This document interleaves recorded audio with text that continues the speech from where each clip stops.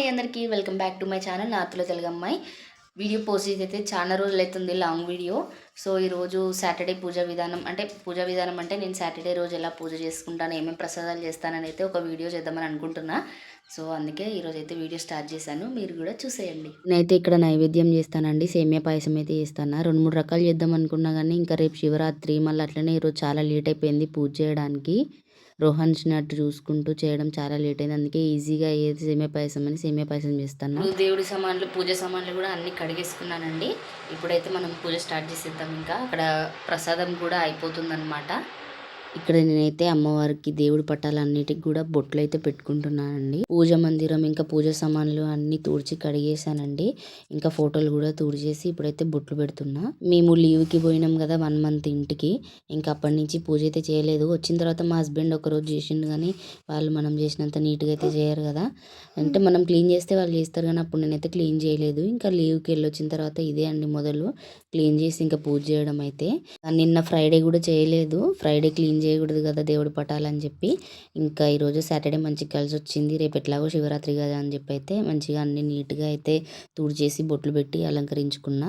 ఇంకా దేవుడి మందిరం ముందు అయితే తుడిచి మంచిగా ముగ్గు కూడా పెట్టుకుంటానండి. ఇట్లా ముగ్గు పెడితేనే కదా మంచిగా మన పూజా వైబ్ ఉంటుంది, మంచిగా కలకలగా ఉంటుంది కదా మందిరం ముందు. అందుకనే ఇక్కడ ముగ్గు వేసుకునే ఫెసిలిటీ అయితే లేదు మాకు. అందుకని చెప్పి మందిరం ముందే ముగ్గేస్తాను. ఇక్కడైతే పూజ కుందులు అన్నిటికీ కూడా బొట్టు పెట్టుకుంటాను, గంటకి వీటన్నిటికీ. పాపం మా రోహన్స్కి ఏదో దెబ్బ తాకిందట. మధ్యలో వచ్చి వాడు డిస్టర్బ్ చేస్తాను నన్ను. నాకు ఇక్కడ దెబ్బ తాకింది, అక్కడ దెబ్బ తాకిందని మనం చూసి ముద్దు పెట్టుకుంటే సెట్ అయిపోతుంది అనమాట. ఇంకా నేను బొట్టు పెట్టుకొని వాడికి కూడా బొట్టు పెట్టి ఇంకా అమ్మవారికి అయితే మాలేస్తాను. ఇక్కడ మెయిన్ ప్రాబ్లం వచ్చింది ఏంటంటే పూలు ఉండవు అసలు పూజకి. పూలే దొరకవు. పూలు లేకుండా పూజ చేయాల్సి వస్తుంది. అదొక్కటే మనసుకు బాధ అనిపిస్తుంది, ప్రశాంతంగా కూడా అనిపించదు. అదొక్క వెళ్తీ ఉంటుంది. ఇంకా మంచిగా ఫ్రెష్ పూలతో చేస్తే ప్రశాంతంగా అనిపిస్తుంది కదా. ఇంకా తప్పదు, ఇక్కడ మాకైతే పూలు దొరకవు. ప్లాస్టిక్ పూలతోటి అడ్జస్ట్ అయిపోవాలి. కింద పటాలకైతే దండలు ఉన్నాయండి, క్రిస్టల్ దండలు ఉన్నాయి, అవి వేసుకున్నా. ఇంకా పైన అమ్మవారికి వచ్చేసి బంతిపూల తోరణం ఉంటుంది కదా, అది తెప్పించి అదైతే వేస్తాను ప్లాస్టిక్దే. మీరు అనుకుంటారేమో వేరే కంట్రీలో అసంటది పూలు దొరుకుతాయి, ఈమె పూలు దొరకట్లేమంటుంది ఏంది ఈ దేశంలోనే అని అనుకుంటారేమో. అంటే పంజాబ్లో ఎవరు పూలు పెట్టరు వాళ్ళ దేవుళ్ళకి. వాళ్ళకి గురుద్వార్ బాబా కదా, అందుకని వాళ్ళు అయితే పూలు పెట్టరు. మనకి పూలు మస్ట్, కానీ ఇక్కడ పూలు లేవు, చెట్లు లేవు. ఇంకా దానికి నేను కూడా ఏం చేయలేను, ఉన్న వాటితో అడ్జస్ట్ అయిపోవడమే. ఇంకా పూజ అయితే కంప్లీట్ అయిపోయింది. నేను చేసిన సేమియా పాయసం అయితే తీసుకొచ్చి దేవుడి దగ్గర నైవేద్యం పెట్టేసిన. ఇంకా హారతి ఇచ్చి పూజ కంప్లీట్ చేసేయడమే అండి. ఇక్కడ ప్లస్ పాయింట్ ఏంటంటే మా హస్బెండ్ ఈరోజు కూడా లంచ్కి రానని చెప్పిండు. ఈరోజు కూడా యూనిట్లోనే లంచ్ చేసేస్తా అని చెప్పిండు.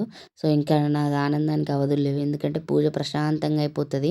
అదే ఆయన లంచ్కి వస్తా అని చెప్తే వంట చేయాలి, హడావుడిగా ఉంటుంది కదా.